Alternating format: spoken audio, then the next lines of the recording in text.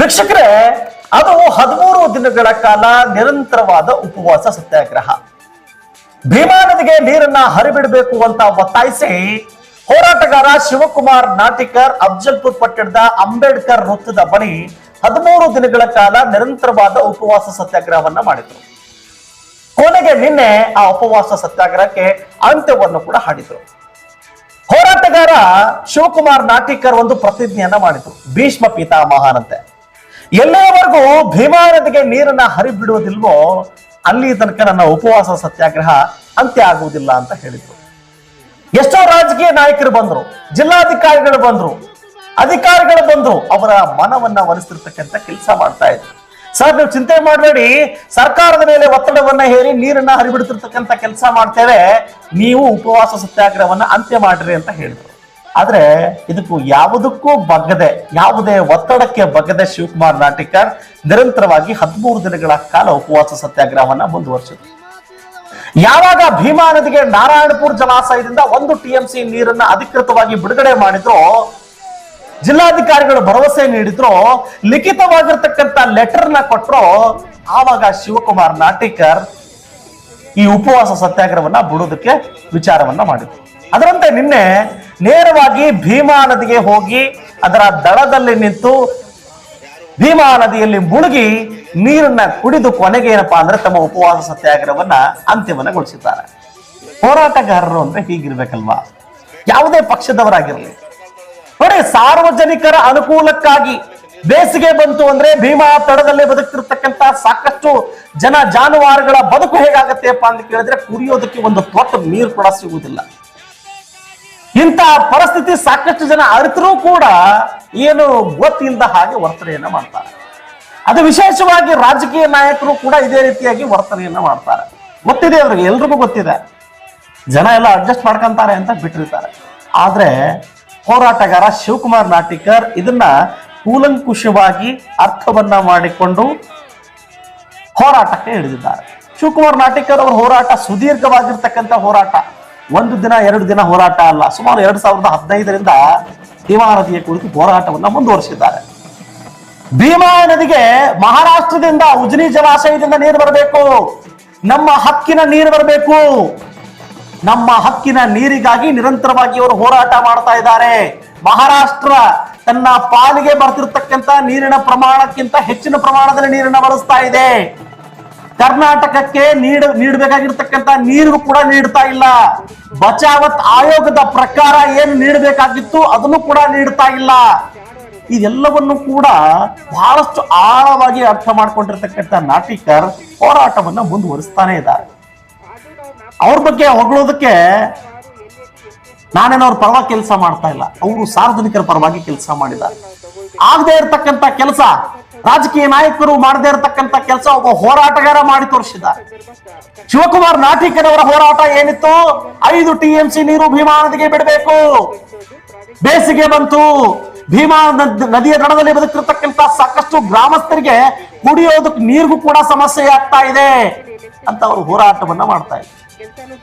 ಈ ಹೋರಾಟದಲ್ಲಿ Congress, BJP, JDS ಅಧಿಕಾರಿಗಳು ಎಲ್ಲರೂ ಬಂದ್ರು. 13 ದಿನಗಳಲ್ಲಿ ನಿರಂತರವಾಗಿ ಅವರ ಹೋರಾಟಕ್ಕೆ ಬೆಂಬಲವನ್ನು ಸೂಚಿಸಿದ್ರು. ಮೇಲಾಗಿ ಅಧಿಕಾರಿಗಳು ಭರವಸೆಯನ್ನ ನೀಡ್ತಾ ಬಂದಿದ್ರು. ಸರ್, ನಾವೆಲ್ಲ ಮಾಡ್ತೀವಿ, ನೀವು ಉಪವಾಸ ಸತ್ಯಾಗ್ರಹವನ್ನ ಅಂತ್ಯ ಮಾಡ್ರಿ, ನೀವು ದಯವಿಟ್ಟು ಉಪವಾಸ ಸತ್ಯಾಗ್ರಹವನ್ನ ಅಂತ್ಯ ಮಾಡ್ರಿ. ರಾಜಕೀಯ ನಾಯಕರು ಬಂದ್ರು, ಚುನಾವಣೆ ಇದೆ ಅಲ್ವಾ, ಎಲ್ರು ಇವಾಗ ಬರ್ಲೇಬೇಕು, ಎಲ್ಲಾ ರಾಜಕೀಯ ನಾಯಕರು ಬರ್ಲೇಬೇಕು. ಸಾರ್ವಜನಿಕರ ಅನುಕೂಲಕ್ಕಾಗಿ ಶಿವಕುಮಾರ್ ನಾಟಿಕರ್ ಹೋರಾಟ ಸಾಕಷ್ಟು ರಾಜಕೀಯ ನಾಯಕರ ಸರ್ಕಾರದ ನಿದ್ದೆಗೆಡಿಸಿದಂತೂ ಸತ್ಯ. 13 ದಿನಗಳು, ಕೇವಲ 13 ದಿನಗಳಲ್ಲಿ 1 TMC ನೀರನ್ನ ನಾರಾಯಣಪುರ ಜಲಾಶಯದಿಂದ ಬಿಟ್ಟರು. ಇದೇ ಕೆಲಸ ಮುಂಚೆನೆ ಮಾಡ್ಬೋದಲ್ವಾ? ಅಧಿಕಾರಿಗಳು, ನೀವು ಸರ್ವೆ ಮಾಡ್ತೀರಿ, ಇಲ್ಲಿರ್ತಕ್ಕಂಥ ವ್ಯವಸ್ಥೆಯನ್ನ ನೋಡ್ತೀರಿ, ಸಾರ್ವಜನಿಕರಿಗೆ ಆಗ್ತಿರ್ತಕ್ಕಂಥ ತೊಂದರೆಯನ್ನು ನಿಮ್ಗೆ ಗಮನಕ್ಕಿರುತ್ತೆ, ಆದ್ರೂ ಕೂಡ ನೀವು ಈ ಕೆಲಸ ಮಾಡಲ್ಲ. ಹೋರಾಟ ಮಾಡಿದ್ರೇನೆ ನೀವು ಏನಪ್ಪಾ ಅಂತ ಕೇಳಿದ್ರೆ ಕೆಲಸ ಮಾಡ್ತೀರಾ? ಹೋರಾಟ ಮಾಡಿಲ್ಲ ಅಂದ್ರೆ ಕೆಲಸ ಮಾಡೋದಿಲ್ವಾ? ಸಾರ್ವಜನಿಕರು ಹಾಗೆ ಸಾಯ್ಬೇಕಾ ಅಲ್ಲಿ ಬಿದ್ದು? ಇದು ನಮ್ಮ ದುರಾದೃಷ್ಟ.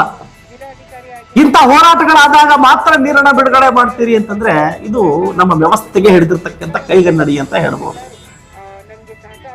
ಶಿವಕುಮಾರ್ ನಾಟಿಕರ್ ಅವರು ವಿನಮ್ರವಾಗಿ ನಿರಂತರವಾಗಿ ಹೇಳ್ತಾನೆ ಇದ್ರು, ರಾಜಕೀಯ ನಾಯಕರು, ಶಾಸಕರು ಮನಸ್ಸು ಮಾಡಿ, ಜಿಲ್ಲಾಧಿಕಾರಿಗಳು ಮನಸ್ಸು ಮಾಡಿ ನಮ್ಮ ಸರ್ಕಾರದ ಮೇಲೆ ಒತ್ತಡವನ್ನ ಹೇರಿ, ನಮ್ಮ ಸರ್ಕಾರದ ವತಿಯಿಂದ ಮಹಾರಾಷ್ಟ್ರ ಸರ್ಕಾರದ ಮೇಲೆ ಒತ್ತಡ ಹಾಕಿ ಉಜಿನಿ ಜಲಾಶಯದಿಂದ ನೀರನ್ನ ಬಿಡಿ, ನಮ್ಮ ಪಾಲಿನ ನಮ್ಮ ಹಕ್ಕಿನ ನೀರನ್ನ ಬಿಡಿ ಅಂತ ಅವ್ರು ಒತ್ತಾಯ ಮಾಡ್ತಾನೆ ಇದ್ರು. ಎಲ್ಲ ಶಾಸಕರು ಸೈಲೆಂಟ್ ಆಗಿ ಕೂತ್ಕೊಂಡಿದ್ರು. ಯಾವಾಗ ಈ ಹೋರಾಟದ ಕಿಚ್ಚು ಹೆಚ್ಚಾಯ್ತು, ಅವ್ರಿಗೆ ಎಚ್ಚರಿಕೆ ಆಯ್ತು, ಶಾಕ್ ಕೊಟ್ಟಾಗಾಯ್ತು. ಇಮಿಡಿಯೇಟ್ಲಿ ಇವರಿಗೆ ಸಪೋರ್ಟ್ ಮಾಡೋದಕ್ಕೆ ಪ್ರಾರಂಭ ಮಾಡಿದ್ರು. ಈಗ ಇದರ ಪ್ರತಿಫಲ ಒಂದು TMC ನೀರು ಆ ಭಾಗದ ಜನರಿಗೆ ಸಿಕ್ಕಿದೆ. ಶಿವಕುಮಾರ್ ನಾಟಿಕರ್ ಅವರು ನಿನ್ನೆ ಉಪವಾಸ ಸತ್ಯಾಗ್ರಹ ಅಂತ್ಯ ಮಾಡ್ಬೇಕಿದ್ರೆ ಸುದೀರ್ಘವಾಗಿರ್ತಕ್ಕಂಥ ಮಾತನ್ನ ಹೇಳ್ತಾರೆ. ಸಾಕಷ್ಟು ಜನರಿಗೆ ಈ ಜಲಾಶಯದ ಕುರಿತು, ಉಜಿನಿ ಜಲಾಶಯ, ಮಹಾರಾಷ್ಟ್ರ, ಕರ್ನಾಟಕ, ಭೀಮಾ ಎದ್ರ ಬಗ್ಗೆನೂ ಕೂಡ ಗೊತ್ತಿಲ್ಲ. ಕೇವಲ ಹೋರಾಟ ಮಾಡ್ತಿದ್ದಾರೆ, ನೀರಿಗಾಗಿ ಹೋರಾಟ ಮಾಡೋಣ. ಕೆಲವೊಬ್ರು ಮಾತಿರ್ತಾರೆ ಸುಪ್ರೀಂ ಕೋರ್ಟ್ಗೆ ಹೋಗೋಣ ಅಂತ ಹೇಳ್ತಾರೆ. ಯಾವ ಆಧಾರದ ಮೇಲೆ ಸುಪ್ರೀಂ ಕೋರ್ಟ್ ಹೋಗ್ತೀರಿ? ಆಯೋಗದ ಪ್ರಕಾರ ನೀವು ಸರ್ಕಾರದ ಮೇಲೆ ಒತ್ತಡ ಹಾಕಿ, ಮಹಾರಾಷ್ಟ್ರ ಸರ್ಕಾರದ ಮೇಲೆ ಒತ್ತಡ ಹಾಕಿದ್ರೆ ನಮ್ಮ ಪಾಲಿನ ನೀರನ್ನು ನಾವು ತೆಗೆದುಕೊಳ್ಳಬಹುದು. ಸುಪ್ರೀಂ ಕೋರ್ಟ್ ನಲ್ಲಿ ಹೋರಾಟ ಮಾಡ್ತಾ ಮಾಡ್ತಾ ಎಷ್ಟು ವರ್ಷಗಳ ಕಾಲ ಹೋಗುತ್ತೋ ಗೊತ್ತಿಲ್ಲ.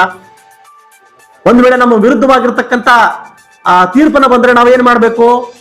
ಬಾಗಿಲನ್ನ ಬಂದ್ ಮಾಡ್ಕೋಬೇಕಾಗತ್ತೆ. ಅಂತ ಪರಿಸ್ಥಿತಿ ನಮಗೆ ಯಾಕೆ ಬೇಕು?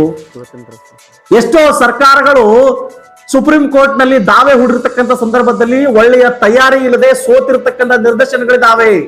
ಅದಕ್ಕೆ ತಯಾರಿ ಇರದೆ ಸುಪ್ರೀಂ ಕೋರ್ಟ್ ನ ಬಾಗಿಲು ಬಡಿಬಾರದು ಅನ್ನುವ ಮಾತನ್ನ ನಿನ್ನೆ ಶಿವಕುಮಾರ್ ನಾಟಿಕರ್ ಅವರು ಹೇಳಿದ್ರು. ಮತ್ತೆ ಅವರು ಹೇಳ್ತಾ ಹೇಳಿದ್ರು, ಸಾಕಷ್ಟು ದುರಾದೃಷ್ಟಕರ ಸಂಗತಿ, ನಮ್ಮಲ್ಲಿರ್ತಕ್ಕಂಥ ರಾಜಕೀಯ ನಾಯಕರು ಇದ್ರ ಬಗ್ಗೆ 1% ಕೂಡ ಇಂಟ್ರೆಸ್ಟ್ ತೋರಿಸ್ತಾ ಇಲ್ಲ. ಅಧಿಕಾರಿಗಳಂತೂ ಕೂಡ ನಿರ್ಲಕ್ಷ್ಯವನ್ನ ವಹಿಸ್ತಾರೆ ನಿರಂತರವಾಗಿ. ಇಷ್ಟೆಲ್ಲ ಹೋರಾಟ ಮಾಡಿದ್ರು ಕೂಡ ಈಗ ಒಂದು TMC ನೀರನ್ನ ಬಿಡುಗಡೆ ಮಾಡ್ತಿರ್ತಕ್ಕಂಥ ಕೆಲಸ ಮಾಡ್ತಾ ಇದ್ದಾರೆ.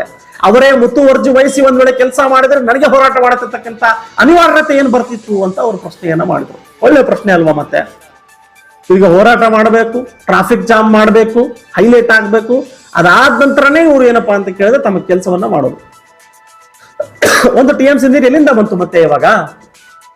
ಈ ನೀರನ್ನ ಮುಂಚೆನೆ ಮಾಡಿದ್ರೆ ಒಳ್ಳೆ ನಿರ್ಧಾರ ಆಗ್ತಿತ್ತಲ್ವಾ? ಮತ್ತೆ ಹೀಗೆ ಈ ಭಾಗದ ಏನು ಭೀಮಾ ತೀರದಲ್ಲಿ ಬದುಕ್ತಿರ್ತಕ್ಕಂಥ ನೂರಾರು ಗ್ರಾಮಗಳು ಬೇಸಿಗೆಯಲ್ಲಿ ತತ್ತರಿಸಿ ಹೋಗ್ತಾರೆ.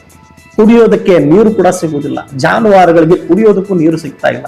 ಅಟ್ಲೀಸ್ಟ್ 2-3 ತಿಂಗಳ ಕಾಲ ನೀವು ಜಾನುವಾರುಗಳಿಗೆ, ಮನುಷ್ಯರಿಗೆ ಕುಡಿಯೋದಕ್ಕೆ ನೀರಿನ ವ್ಯವಸ್ಥೆಯನ್ನ ಮಾಡೋದಕ್ಕೆ ನೀರನ್ನ ಹರಿಬಿಡಿ ಅಂತ ಅವರ ಹೋರಾಟ.